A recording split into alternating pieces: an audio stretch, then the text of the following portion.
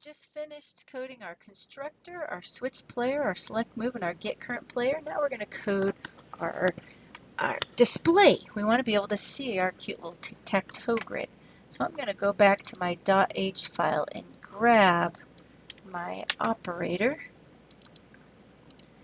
Save me like 5 seconds of typing there. Remember, we don't use the keyword friend when it's outside of the class. Okay, so I want to display a tic-tac-toe grid.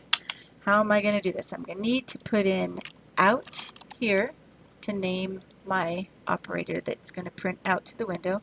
And then I need to put in a name for my grid. How about call it G or something like that. Okay, the very first thing I want to do is I wanted to display, I'll show you some weird stuff.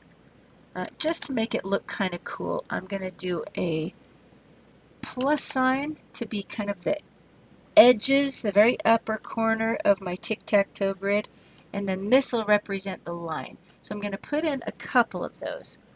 Plus line, so plus line, plus, that's it, because then the O's, the numbers will go right in between here.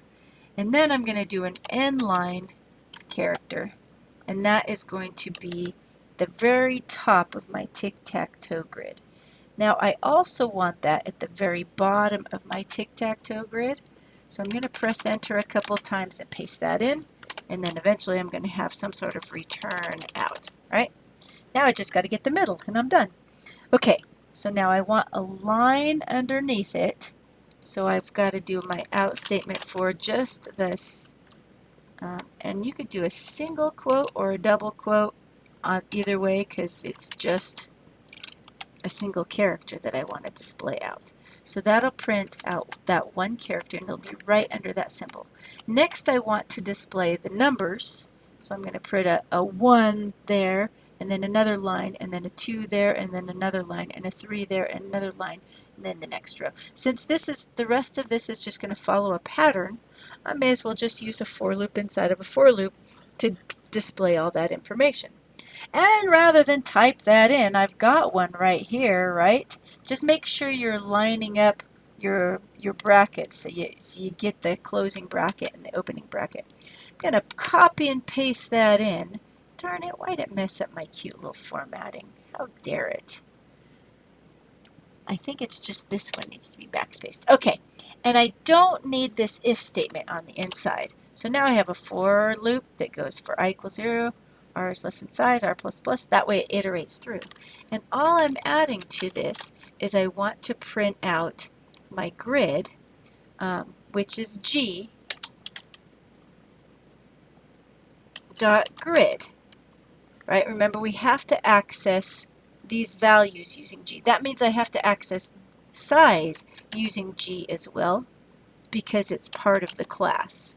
So G.size, G.size, G.grid, I'm no longer in the class. So that row and column variable. And then I'm going to do my cute little bar again. So since it's a single character, it should probably go in single quotes. Doesn't really matter though. And line.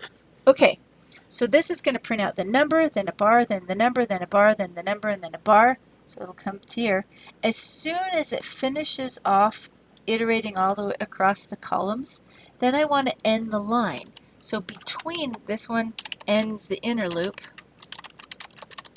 This bracket right here ends the outer loop. Between those two, I want to do an end line. There we go. My display is now done. And theoretically, that should display a cute little tic-tac-toe grid. All right, last method. This is probably going to be our toughest one, trying to determine who wins. Here we go. Actually, you know what? We could do this an easier way than I have coded. I think we will. I was thinking of doing a for loop inside of a for loop and counting across, but we could actually just do 9 if statements, and that would totally be easier. Let's do it. All right, so tic-tac-toe grid, colon, colon, what is it called? Has 1. Keep this simple, if grid of 0,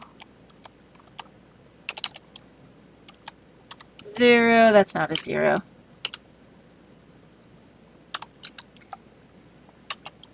equals player, we're just going to check against the current player. I don't want to have to do both X's and O's, so I'm going to use my variable player. That way it represents whoever the current player is. So if that is equal to the current player and, oh my goodness, how am I going to think about this? Change that to a 1 and change that to a 2. So if all of those are the current player, I'm just going to say return true. There we go. Now let's do a little bit of copying and pasting.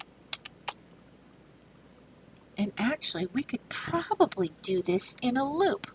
Rather than checking each one of these, I can check like R here. I'm going to put an R there, I'm going to put an R there, I'm going to put an R there. Then I'm going to stick this into a for loop that goes that many times. For int R equals 0, R is less than, what is it, size? R plus plus. So theoretically that should go through and check to see if the player has won, right? But it's just going to check across though. So if I want to check up and down, I'll have to do this again, but reverse it so it's checking, what was I going to say?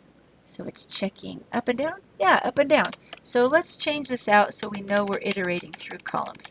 Obviously it doesn't do anything, like the computer doesn't care if it's called rows and it's in the columns place, but it'll just make things easier to understand. So in the rows place, we'll now have the 0, the 1, and the 2.